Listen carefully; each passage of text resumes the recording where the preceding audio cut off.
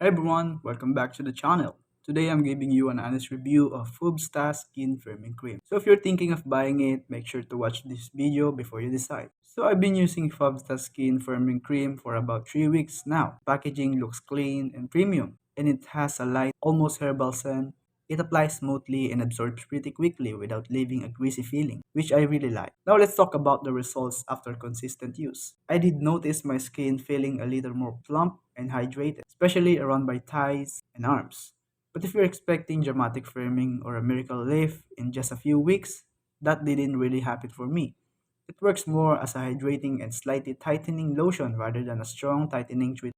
Now for the pros, it's lightweight, smells nice, and makes your skin feel softer and a bit more toned with regular use. But on the downside, the firming effect is mild. So if you're dealing with loose skin or post weight loss, sagging, this might not meet your expectations. Also, it's a bit pricier compared to regular body lotion. So should you buy it? If you're looking for light firming and daily hydration, it's a nice option. But if you want serious firming results, you might want to explore stronger treatments. Hope this helps. Thank you for watching this video.